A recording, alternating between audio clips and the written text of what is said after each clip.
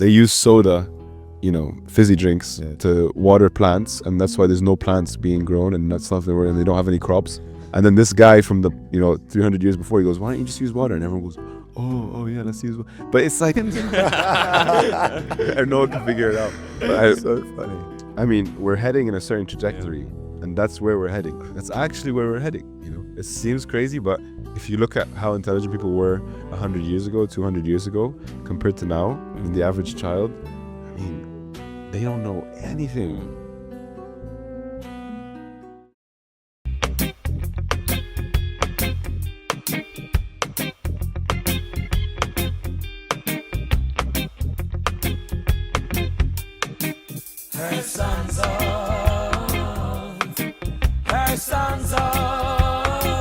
Hi guys, welcome back to the Here For Now podcast with myself, Ananda, Abby and Joseph. I was actually recently reading about this ban that's being proposed on social media for people under the age of 16. And surprisingly, it's a very, very good policy in my opinion. And it's very much needed. And Why? Why? Because social media nowadays, I mean technology full stop, but particularly social media, seems to be distracting people from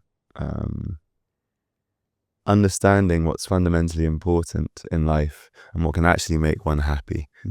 I mean, as we all well know, social media leads to comparison, it leads to insecurity, it leads to anxiety. Yes, there's the opportunity to be connected to other people, to show what's going on in your life, to send messages to someone that you haven't seen for 5 years on the other side of the world, and that's all wonderful. But for the most part, I would say that while social media may have started in that way, it's progressed and deviated to being something which is very different. Messaging now is not even secondary, it's like tertiary beneath that, It's interesting, isn't it?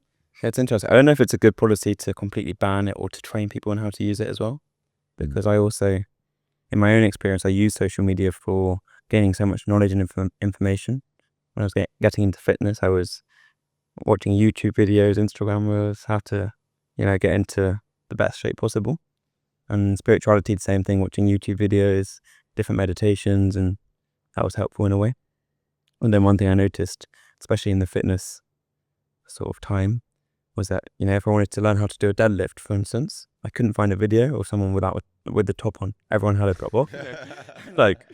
And then the more you watch, the more you get like this group think mentality of, everyone should be like this. And then I ended up setting up my hand. I should take my top off. Exactly. Genuinely, I didn't have my own Instagram channel where, I started getting some, gains. Then I have my own videos with my own top off and all these shots for it, delete it. At Joseph Fleetman. Delete it. Because you'll never find it. But you might, but yeah. So yeah, I guess if people are trained in how to use it, maybe that's better. I don't know. But so unrestricted, anything can come up, Yeah, I guess nothing is inherently bad in and of itself. Nothing inanimate is inherently bad. There's no code which is inherently bad. There's no material which is inherently bad, right? Just the way that people use them. People can be good or bad, or their intentions can be good or bad, or their activities. But ultimately, social media itself, maybe in another world, in another dimension somewhere where everyone's very pure and very good, they have social media too, and they can use it and help people and really have that, communication, things like that.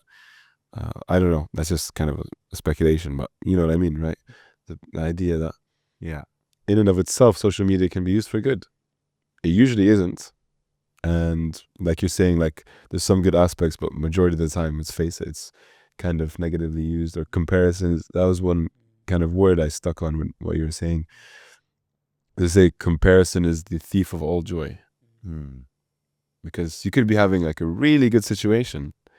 Everything could be set up for you. You could have reached all of your hopes and dreams, but just because of your tendency to compare to others, you're just like stuck in this loophole, stuck in this hole, of thinking that you're not good enough, or thinking that there's more to be gained, that you need to work really hard for, you need to suffer to gain these other things. And yeah, social media is a big, big thing that pushes that on people. Yeah. What were your each of your respective relationships like with social media? Like, growing up? Like, how did you get introduced to it? And what's your relationship with it like now as well? It's a good question. Comparatively. Want to go first? Well, I was a middle child, and anybody who knows anything about, the kind of characteristics of oldest, the middle, the youngest, and all these kinds of things, the middle child usually wants a little bit of attention, naturally. I don't know if I'm still like that now. I don't think I should assess that myself. Maybe you guys can tell me. But when I was younger, I definitely wanted some attention, and social media was an easy way to do that. I mean, I wasn't any extreme case, but I just remember the frustration of like trying to post cool things and to, for people to get some recognition from people, to get some, acceptance, I guess. And then either it is cool and it's people like, oh, this is cool, or you see how many comments you get or likes or whatever. And how old were you when you like really young? I mean, yeah, really young, probably 13, 12, that kind of thing, up to like 14, 15, until eventually I stopped really being so much into it. But anyway, you post different things that you think are cool, and then you either get a good response and you're happy, or you get made fun of, or you really try and get out there and post something interesting, and then people are like, oh, they make some kind of joke about it and how it's lame, or you're trying too hard, and that just kills you because you were trying really hard to get some approval, and then those people you're trying to get approval from, they're making fun of you, So yeah, it's difficult. It's really difficult. It's like this illusory world. It's like an illusory world, isn't it?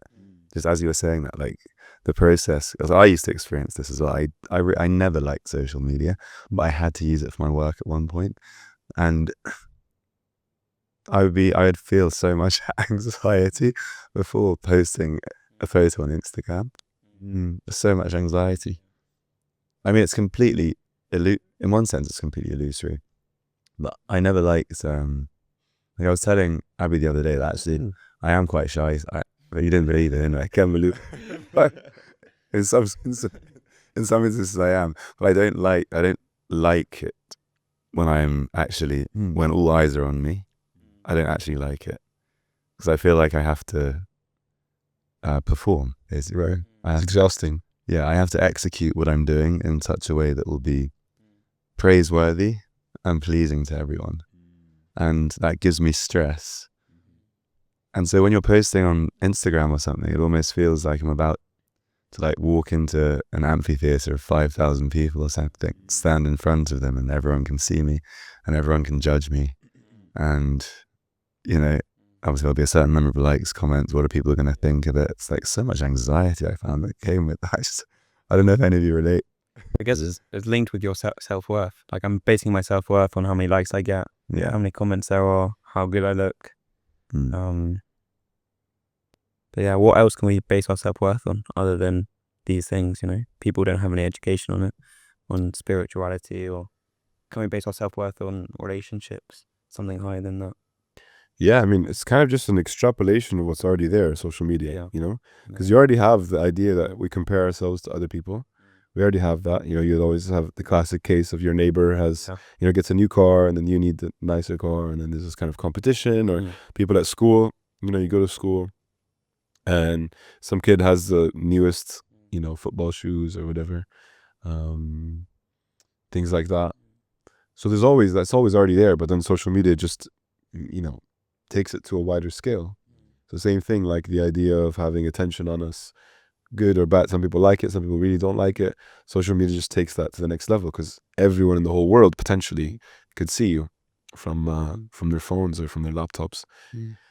So we can value ourselves from these things, and if we do, take these things as a great source of value in terms of our identity, then social media will just make it a much bigger thing, like, okay, you think that you want to get approval from those around you because of what you wear, what kind of music you listen to, and so on. Now you can get approval from 1,000 people or 100,000 people. And then some people get so obsessed with it that they really just want to become famous. And you see people like that. They just really at all costs want to become famous. And even some cases like, because obviously we put a lot of celebrities on a pedestal, which in many cases is fine. I mean, some of them are very talented. They do great things. But sometimes you hear about like the backstory or what was going on in their lives.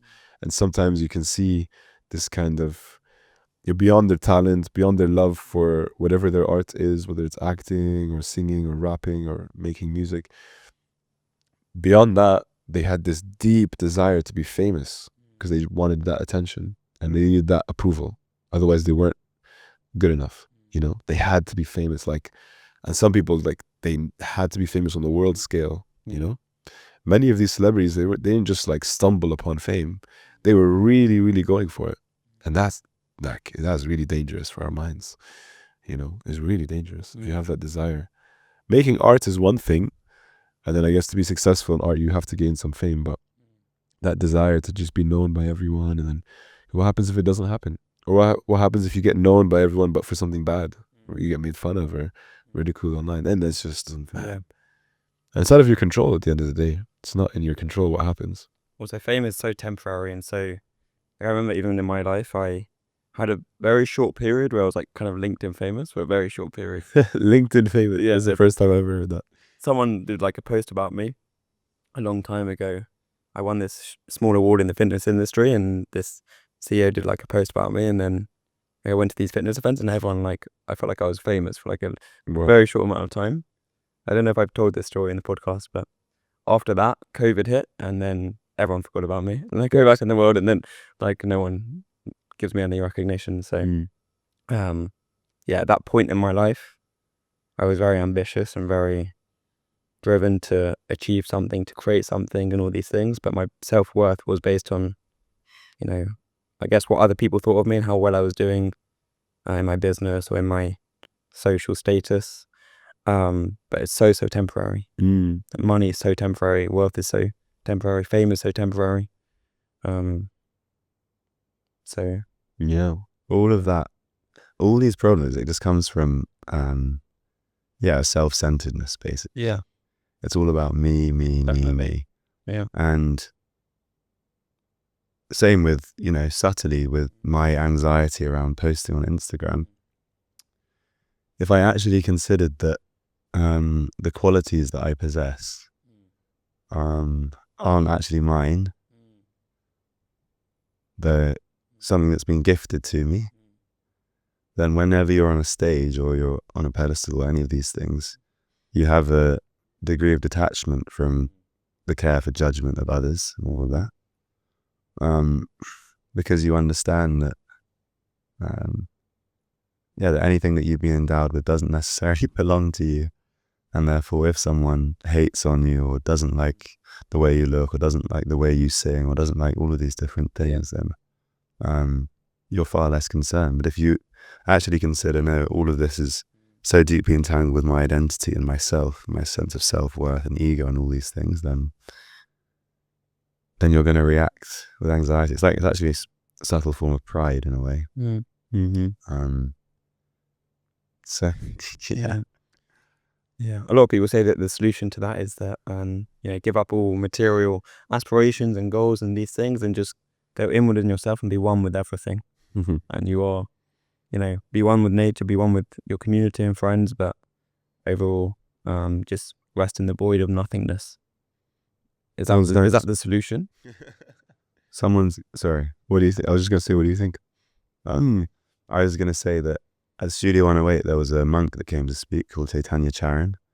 And I asked him a question about this sort of subject. And he said that there's ego, there's humility, and there's low self-esteem.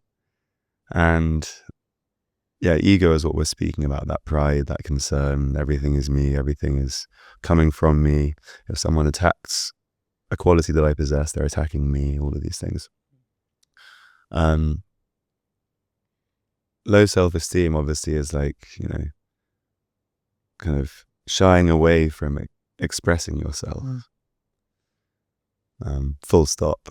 But humility, which sometimes people confuse with low self-esteem, is actually authenticity. So you can recognize and acknowledge the qualities that you possess or you've been given, and then you can share them with people as well. But in a mood of detachment. It's not that you withhold everything, but actually, you share and you express. And that's truly being humble. is recognizing that none of these qualities belong to me, but I've been given them, so I should share them. And if I don't, then actually it's ungrateful in one sense. It's an expression of gratitude if you are actually able to share those gifts with other people in a way that's going to be helpful. So yeah, self-expression is very important in that mood. Recognizing that what you're expressing doesn't belong to you in the first place. Right? Yeah. I was thinking about it just now, that this idea of gaining fame, like, why is it so attractive? And I mean, what's explained in the ancient Bhakti texts, Bhagavad Gita, Srimad Bhagavatam, is that, I mean, everything that we see in this world comes from the spiritual world, from the spiritual realm, from our original spiritual nature. And it's explained, you have these 6 opulences, right? So Krishna, who speaks the Bhagavad Gita, explains to the supreme source, but whatever you call that, Allah, Yahweh, and so on. But Krishna has these 6 opulences. His wealth, beauty, strength, renunciation, knowledge, and fame. So that's why all these different things are attractive to us. We want to have them, but we're also attracted to people who have them. And that's because they actually exist in full in the spiritual realm. So it's like, if you want to be satisfied by gaining fame, don't try to satisfy that desire by gaining fame yourself. Just connect to that spiritual realm, which is full in all of those opulences already.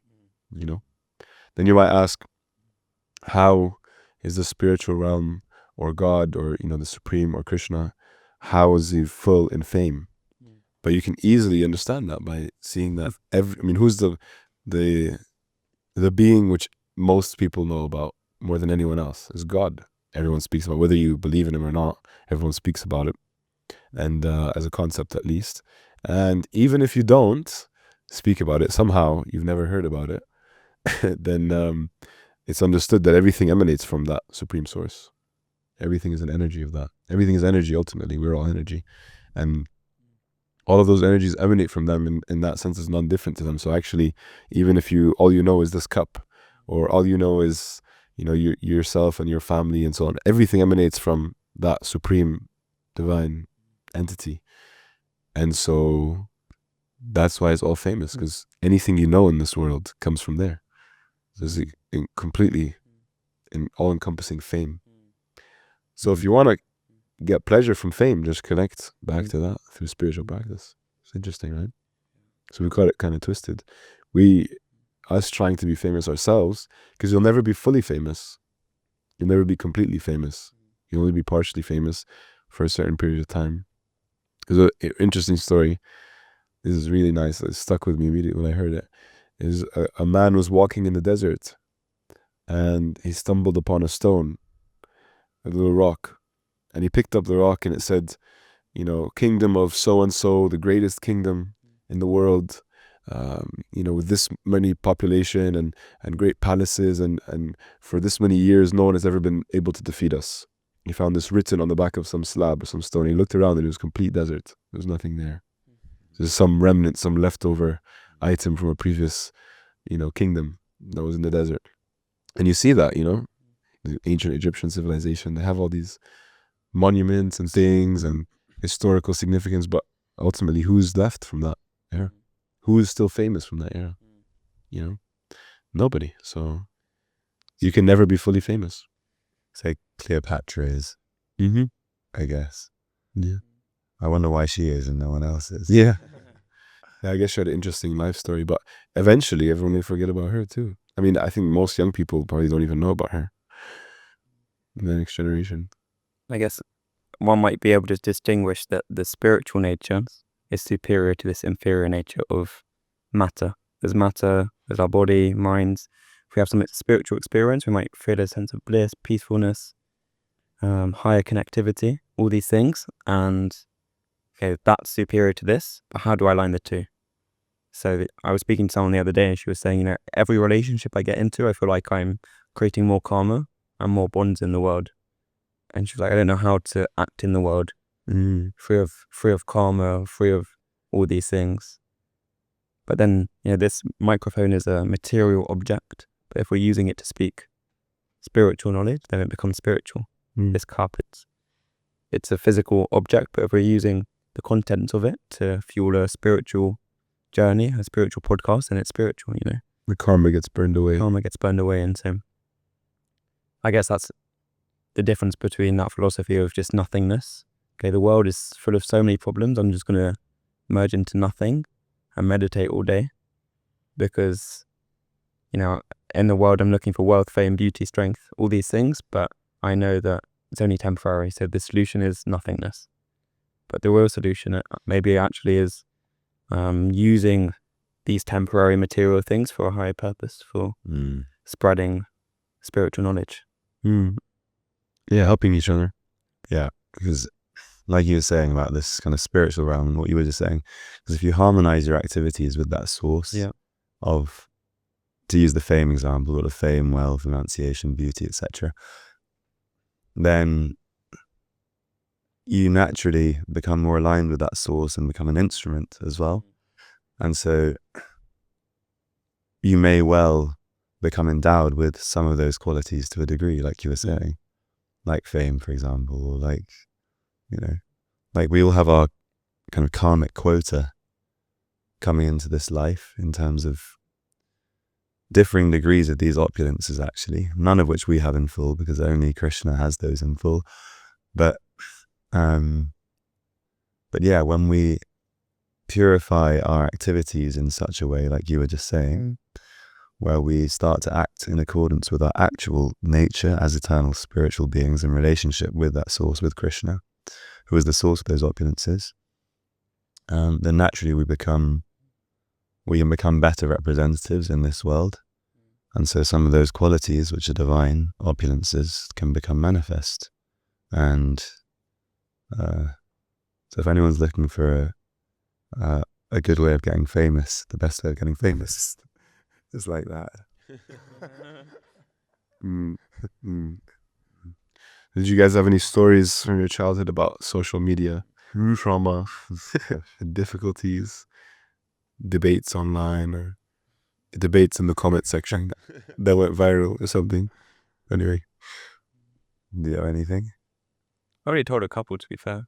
Okay, I mean, I don't have any stories like that. Sorry, but I'm sure I know you do. Yeah. But because I wasn't actually.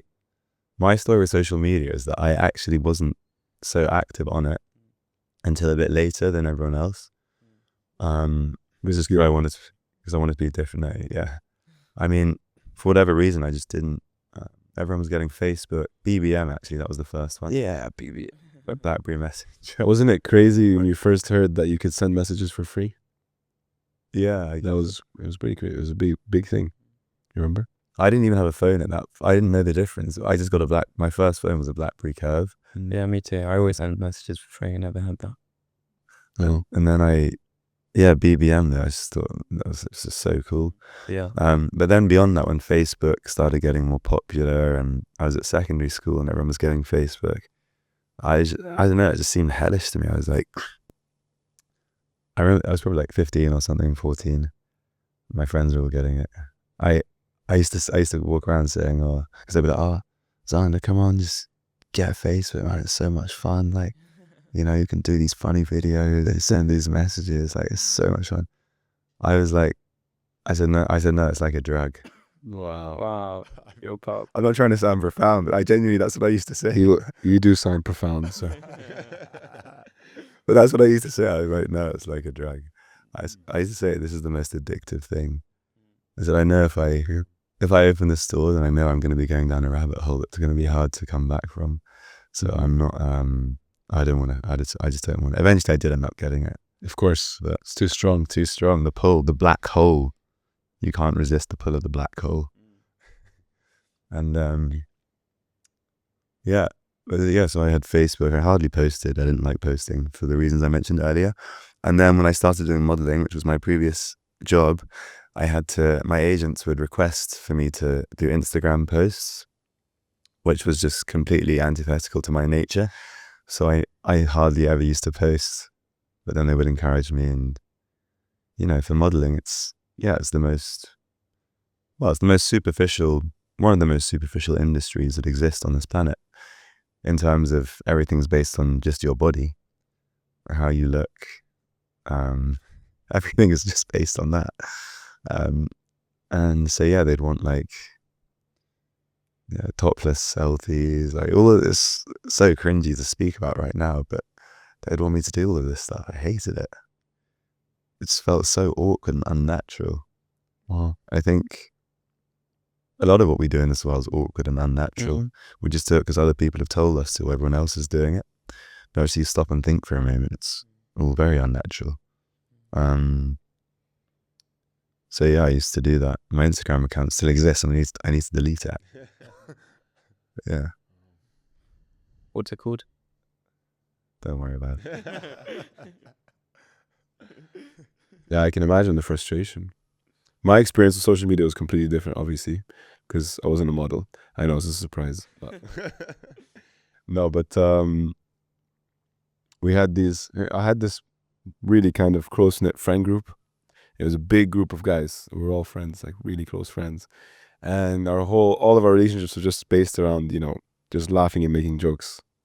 Classic, young guys. So I can't remember how old we were when this happened. I guess maybe 13, 14, something around there. And somehow or other, there's this meme culture, right? You send each other memes, you have a group chat, and everyone sends each other funny photos to laugh about. And eventually, I don't know whose idea it was, but we made this Instagram account, which we all had access to. So all like, I don't know, 15 of us or something had access to. And we were really passionate, like really we were very loud all the time. Like in the whole school, we were the year that everyone was always annoyed at us. We were always, during the lunchtime, we were always laughing and doing like rap battles on the table and like banging on the table and throwing people around. We were just so abrasive and loud that it was ridiculous. Kind of like how we are now, but in a different way, But so you can imagine what the Instagram account looked like, We just wanted to post the most controversial, the most kind of attracting, whether good or bad, but it would attract people's eyes to it. Nothing to do with our own lives, just like different photos and memes and jokes and things like that. So we started doing this. And of course, there was plenty of offensive stuff in there, and plenty. It was probably all offensive. And eventually some drama started to stir up. Or, of course, the Instagram account spread throughout our school. And some people didn't like it. Were you posting things in relation to your school? Or were you just, and people? No, it was just stuff. Maybe sometimes you'd post stuff about people in the school, but just random stuff. Of course, I mean, you just want to get as much attention as possible, basically, and you want to piss people off when you're that young and they're really abrasive. And you have it's almost like a cult. You have your little cult of boys, and you guys believe what you believe in. Just good laughs at all costs. And anyone who gets offended by it, screw them. You just want to bother those people even more. So we just post all this kind of stuff, and then at some point, some people were getting offended, and that just fueled the fire. That just excited us. That means we're doing something which is. This is the real thing. It's the raw thing, And then eventually someone really got offended. And so we never found out who it was, but they contacted us through a friend. So like a friend of theirs, messaged us and said, hey, what you're doing is not okay. This person is actually becoming very emotionally distressed by some of the things you're posting. And classic, we just replied to, why don't they just not follow us? Just, don't look at what we're posting. We're doing our thing. And then it kind of escalated more and more. And then it became this whole thing of like people trying to find out who was running the account and who posted this photo and that photo. And we are trying to find out who's this person who's trying to, take us down or stop us from being able to express ourselves. And then, long story short, it was just such a strong exhibition of the lack of compassion and just, my enjoyment of laughter at all costs. And screw anyone else who gets in our way, and screw the system, and we just want to make fun of people and make jokes. And it just became so toxic. And eventually I think I told everyone, like, guys, maybe we should tone it down. What do you think?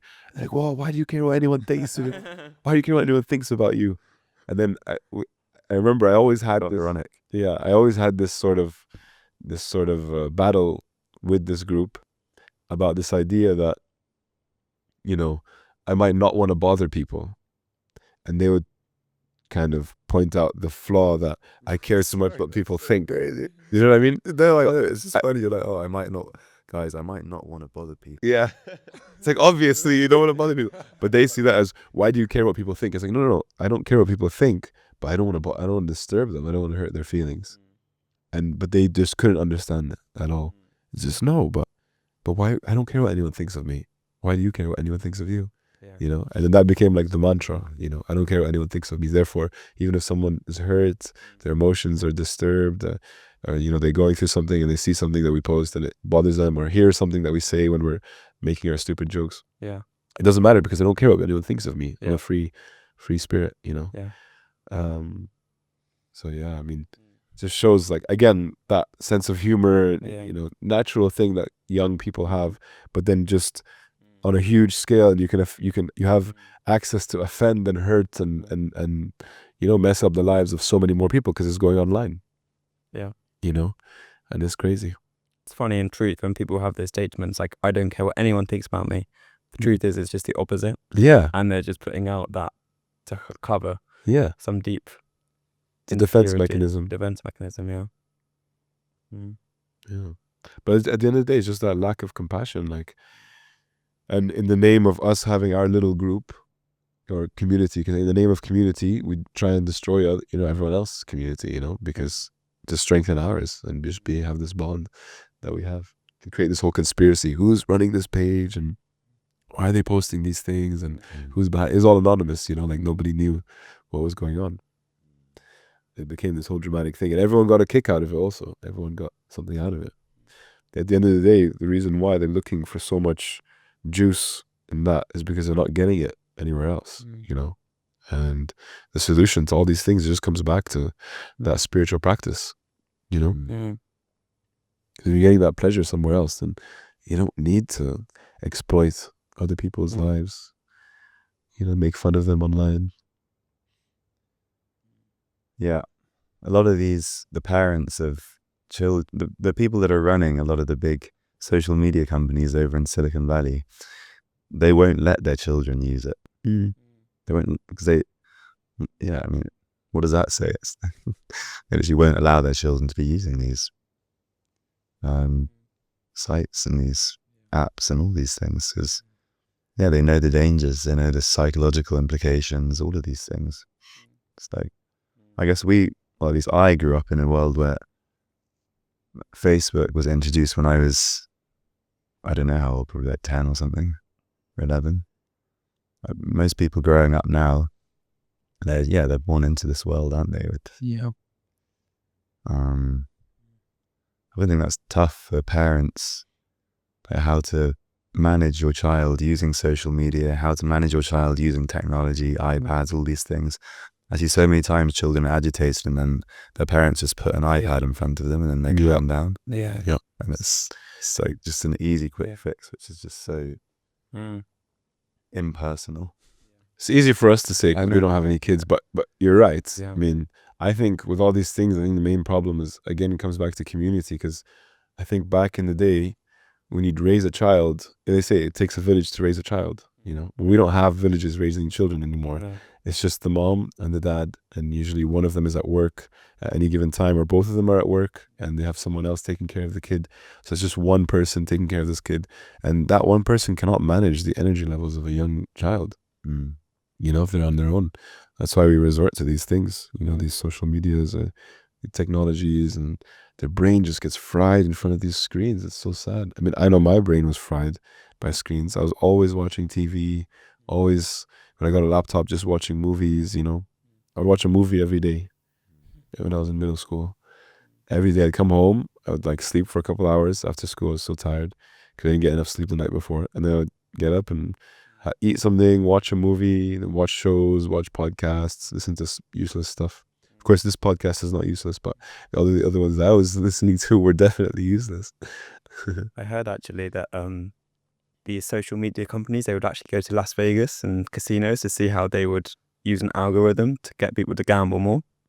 And so they're doing the same thing with social media in terms of the amount of time they would put like a wheel on for something for people to be hooked. Mm. I was reading this book not too long ago called Artificial Intelligence and the Future of Power, something like that. And it's talking about how most of society will come into this mass consensual trance that we have, and they call it moronization of the masses. So most people are going to be moronized by this social media, this consumeristic algorithm that's based on what you input. It will just make you think more like that. And so whatever ideology you have right now, I love TV, I love cat shows, I love Bob, like, I don't know, what's the show? I don't know, any TV program, it will just, The Office. The Office. It will just create this algorithm for you to buy those t-shirts, those paraphernalia from that sort of brand. So people will be just in this consumeristic mindset and be completely controlled by the powers that be. This is like one option for people. This is what the book's saying. Another option for people is being like superhumans, where they would be kind of the controllers, the people running the show. They would, maybe they have their own businesses, but they would like really understand the algorithm and really just be able to control this moronized mass of people. And the other option is being a spiritual person, essentially. Is coming out of these two, controller and controlled, and questioning life. Why am I here? What's the purpose of life? And you could use social media for, finding spiritual topics, but really actually questioning why I'm here. And that's like the highest thing you can actually do. This is a good book. Sounds like an amazing book. Did anyone wrote it? I don't remember who wrote it. I got it like maybe a few years ago. Wow. Do you know that movie? Maybe. What happened to it? There's a movie where this guy gets like, frozen in a capsule, and then I don't know, like 100 or 200 or 300 years later, he comes out by some means, and he sees that everyone, basically what you're saying, everyone just becomes so stupid. Everybody is so dumb. And do you recognize it? Our cameraman's nodding like he knows the name. Knows it? What's it called? It's American, and the president is Terry Crews. Yeah. You think you could ask AI really quick? Just ask, what's the movie where the president is Terry Crews, played by Terry Crews? Anyway, it's supposed to be really ridiculous and like beyond, any reality. And it's just so dumb. And you have to watch the movie. I'm sure many people watching have seen the movie. It's quite famous. But it's so realistic. For me, it was so realistic. I think that's where society is going. Say again? Idiocracy. That's the name of the movie. And they're doing stupid stuff like they use soda, fizzy drinks to water plants, and that's why there's no plants being grown, and that's not and they don't have any crops. And then this guy from the 300 years before, he goes, "Why don't you just use water?" And everyone goes, "Oh yeah, let's use water." But it's like, and no one can figure it out. It's so funny.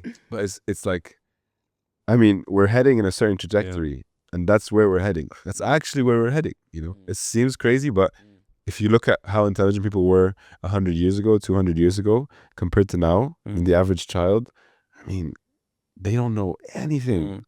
There's so much in ignorance. And you could say fine, but they have access to all these things online. But it's not enough. What's in your brain? What skills do you have? What capabilities do you have?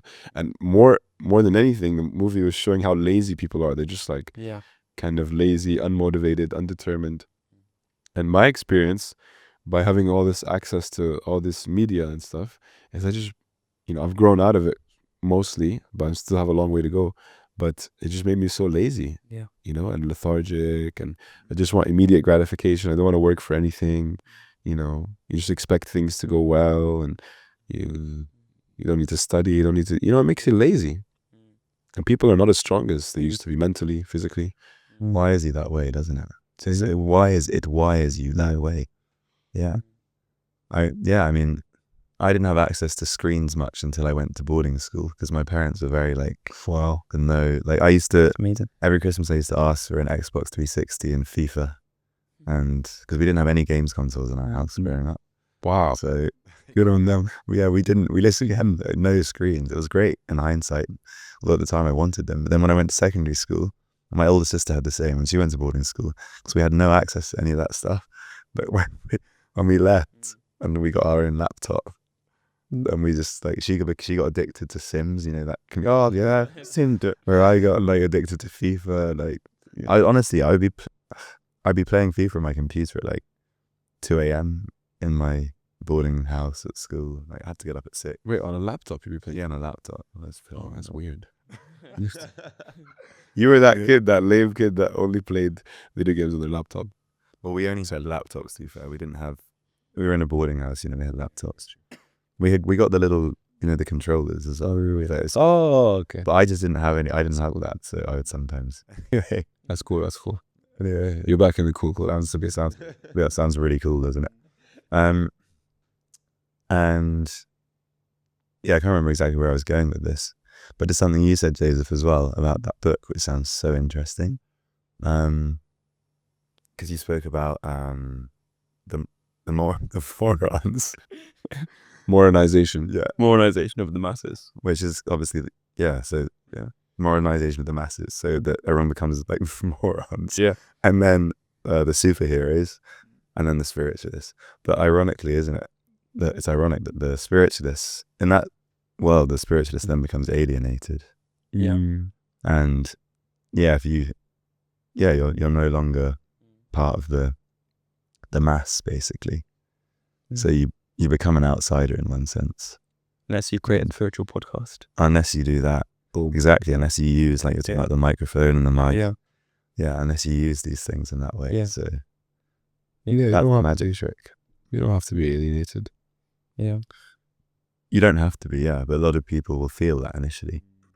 That sense of alienation. Yeah, that's true. Initially, you do feel like your friends start to look at you funny and your family start to question, why are you being so weird? I had this experience that I used to, you know, be a lot into drugs and alcohol. I mean, nothing crazy, I guess, in the grand scheme of things. Some people do it much more. And I was at uni, obviously, so everybody kind of does that.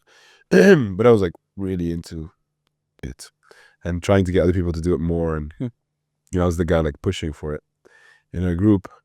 And when I was in high school, still living with my parents, or when I would visit even at uni, my mom would always catch me in the act, you know. And she was really against drug use. She had a brother who, you know, went to rehab and had a lot of problems and developed heart issues because of drugs and all these kinds of things. So she was really, really against it. And then, so every time she would catch me, she'd get very emotional. She would beg me, just please stop doing these things. It breaks my heart. And of course, I was so selfish. I would say yes, but then I would continue and not be so careful that she couldn't catch me. But anyway, cut to now that I'm not doing these things at all. Then she came to me and one day and she was saying, you know, I wish you would just have a drink every once in a while. That's funny, yeah. No, I wish you would just be part of the club, you know, like just, why are you being so extreme? Why is it always one or the other? Why don't you just have a drink with her? Even though she was so against any of it, like just please never do this stuff. It's terrible for you. You know, it's only for low class people that would drink or smoke or do all these things. That was her perception. And then, one day she's like, no, why don't you just have a drink? Which just shows, you know, like no matter what you do, and as a spiritual person, when you try to kind of live a pure lifestyle, free from all these things, people will be like, why is he doing that? It's strange. It's not like everyone else. Even if they're against those things, they kind of have this feeling like, oh, you don't drink at all? You don't smoke at all? Not even a little bit? That's weird, you know? Yeah. Social media is kind of puts the carrot in front of your face. Okay, when I get this, when I get this amount of followers, this amount of comments, this amount of influence, I'll be happy. And in a similar way, I remember playing FIFA actually with my brother, and we would gamble essentially. Each time we would play, I would always think I was gonna win. I would always just boost, and then like double or quit. It's like yes, and I win, and I'm like up, I'm winning. And I always seem to lose. I lost about like maybe £200 my brother playing FIFA when I was like 50 and didn't have any money, just playing FIFA. And I think that it's a similar thing with social media in that you always think that the next post you're going to be like you're going to walk in the room and everyone's going to be like, wow, that post was amazing, but no one really get like a couple like people like, yeah, that was a cool post or whatever, and then people forget about it and then no one actually cares. Like you're saying. Yeah, but building actual relationships, like even when I was staying with my parents, I I felt like I had like TVs, like quite a few TVs in my house, around social media so much. I would get home from work and just automatically go on social media, watch TV, and then just go to bed and whatever. But then when I moved in with people who were into spirituality, I would get back and people would be reading, or they would be, eating food, or they would just be doing things that were more productive. And then immediately, okay, yeah, just do that. And just it helped so much. I was so much happier and all these things. So it's like one thing, I guess, when we talk about the ban, maybe that is a good thing, because when it's actually not there, you can't use it, it's physically impossible, then you don't use it. You find other things to do. Find other things to do. But at the same time, you don't want to be annihilated as well. Annihilated. What's what I'm like? Alienated. Alienated from it as well, because like you're saying, you want to have influence, not just be an outcast as well. So it's an interesting sort of balance. We heard a nice quote yesterday, didn't we? You remember which one? Yeah, it's the African proverb. Or different. That one was good too. You have to remind me of that one. But the one that Einstein said, he said, you remember that? He said that apparently Einstein said that many of the things you can count in life, like how many likes you get, how many followers you have, whatever, how many comments, many of the things that you can count in life don't actually count towards your life. And usually the things which you can't count, they actually count for more. And I thought that was quite cool. I mean, it rolls off the tongue for one, but then also it's so powerful. And those things you can't measure, those are the most valuable things, actually. It's qualitative. It's about the quality of life, not the quantities. How many followers do you have? How many countries have you been to? How many friends do you have? How many hours do you work? How much money do you make? All these things that you can count and quantify. They don't actually count for anything. Yeah. And ultimately. And then he said, maybe he said it before, but it was, for me, it clicked together, was I think this was the African proverb. It was. Okay. Say it. What was it? The proverb is it was like it was something like, if you walk alone, you can go. If you walk alone, you can go somewhere fast, something like that. But if you walk together, then you can go far, or something like that. It's like, if you walk alone, you can go fast, but if you walk together, then you can go far. Like, I was just remembering it earlier when you were speaking about community, that you can go further together, but social media gives the illusion of community.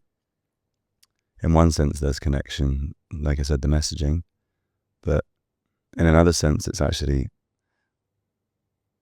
more isolating, because you think, you have so much connection, in quotation marks, to so many people, but how much connection do you really have? How often do you really see those people? How often do you really speak to those people? How much of a deep emotional relationship and connection do you have with those people? And yet, nonetheless, you present yourself very regularly to those people, that you don't actually feel such deep connection. It's like, it's the illusion of community, and it's actually quite isolated. The quote I was thinking of was actually a different one. There was so many quotable things from the talk last night. I think I know the one. Keshav Swami, check out his It was Instagram. about meaning. I was thinking of different fun. There's so many. We had an amazing speaker last night, Keshav Swami. Yeah, please look him up online. He's an amazing He's speaker. got a very healthy Instagram account. Yeah, very healthy relationship with social media, and he can help you have one too. He said that, and it was a quote from somewhere, but he said that people are not actually looking for success, they're looking for meaning. And how do you know that? Because people can gain so much success, but if they don't have any meaning, then they're miserable. And they question why they're doing what they're doing. But some people don't gain any success, but if they have a meaning, then they're okay. And then he explained that, the characteristic of a living entity that you can never take away from them is their enthusiasm to live life, essentially go forward in life, make the most of their life. The enthusiasm to be positive.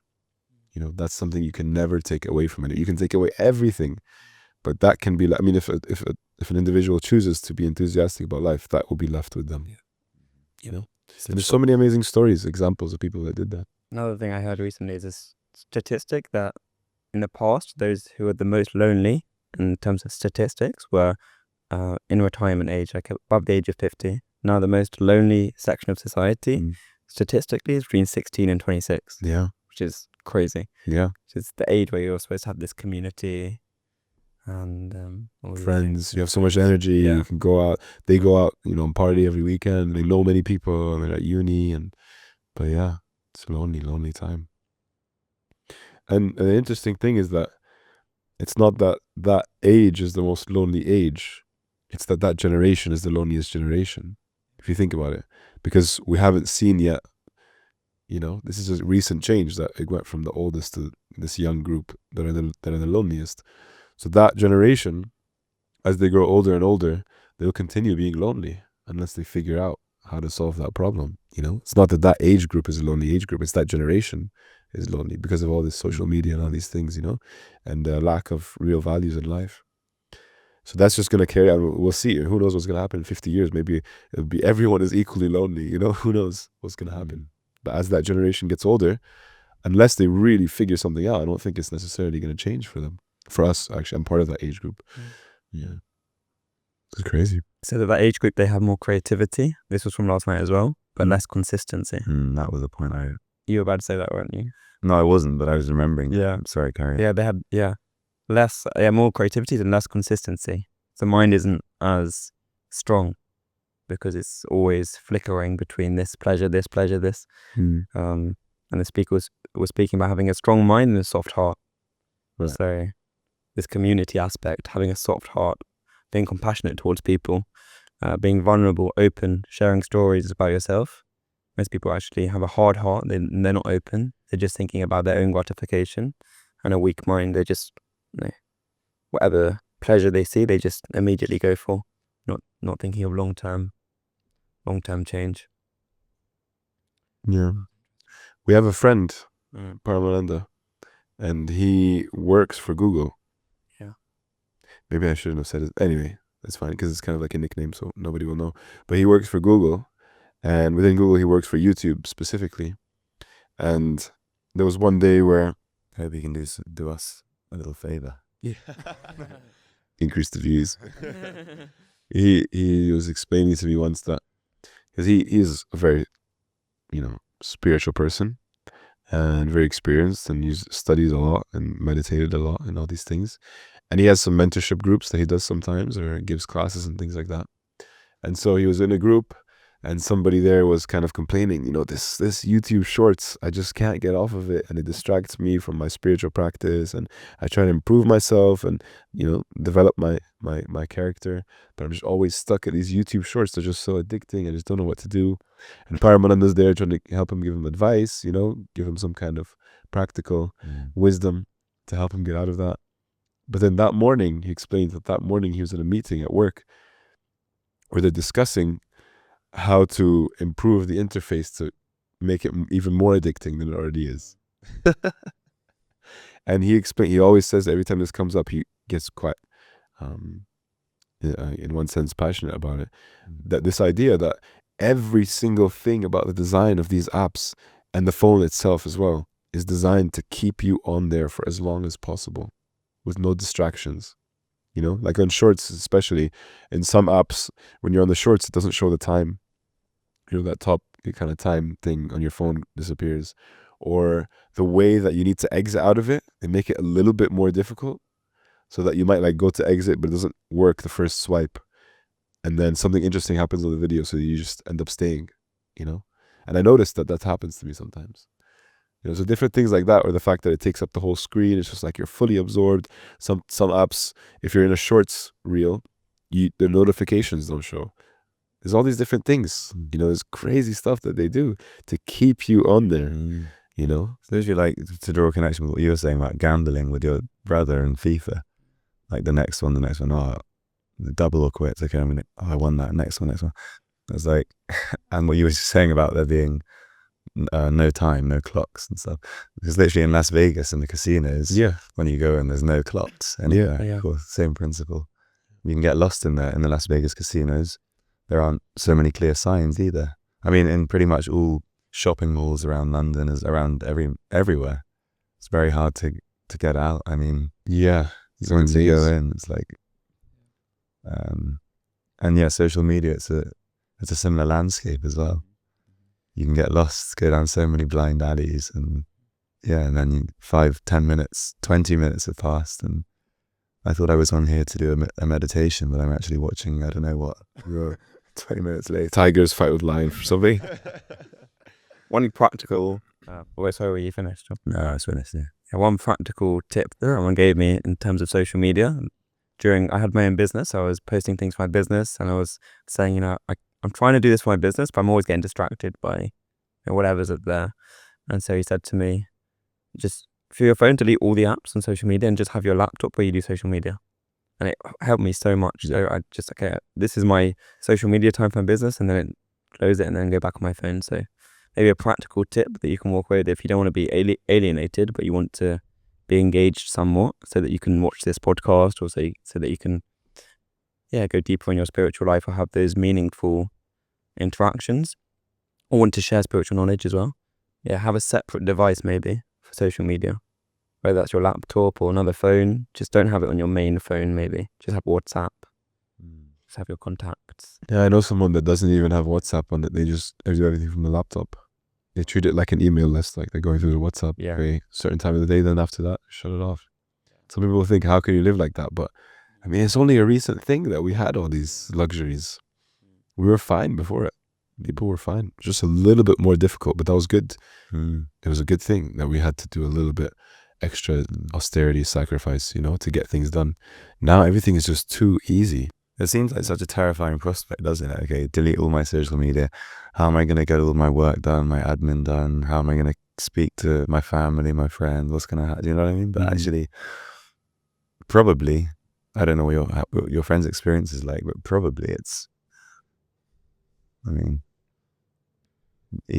not the biggest deal in the world at all. No. At all. But in my mind, at least, speaking for myself, it's like, oof, that would be tough, but it's really not the biggest deal. We've become accustomed to such an easy life. Yeah. Everything is way too easy. We should do difficult things, And priorities, and for anyone listening, my advice would be to, at least in the beginning of your day, in the morning, don't do anything which gives you a cheap dopamine hit. Yeah.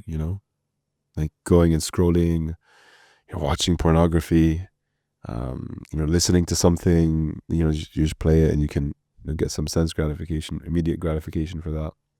But definitely, the classic one is just waking up and immediately opening your phone, checking your WhatsApp, checking social media. Just when you wake up, just do something difficult first, whether it's an exercise or a cold shower or your meditation or your chanting, all these things, but start your day with that. And the rest of your day, it'll be way easier to do difficult things, So you can say life is easier now, but actually life is more difficult because we find it more difficult to do difficult things. So life is actually more difficult. If everything's easy for us, life is more difficult. It's an illusion. Everything's easy for us, therefore life is easier. No, everything's easier for us. Therefore, when it comes time to do anything which takes some energy, you find it more difficult to do that thing. So life is more difficult. To get a degree, to maintain real relationships, to talk to strangers, get a job done, whatever it is, it's more difficult to do it now for each individual because we're accustomed to getting things easily.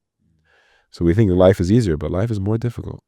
It's like if you go to the gym, you get a lot of strength, and everything you lift is lighter. Yeah, exactly. Exactly. So if you just start your day off, at least, we don't expect anyone to get rid of all this social media and all this. We've been going on and on about how bad social media is, but at least when you wake up, do something difficult and spend the first couple hours or even few hours of your day doing things which are, pure, beyond instant gratification, instant dopamine hits. It's so bad for you. These instant dopamine hits, it just kills your brain. Yeah, real life is more difficult. Yeah. The illusion's been made easy. I think we're going to wrap up now, guys. So thank you so much for listening, tuning in. And thank you, Abby. Thank you, Joseph. I will see you guys in the next episode.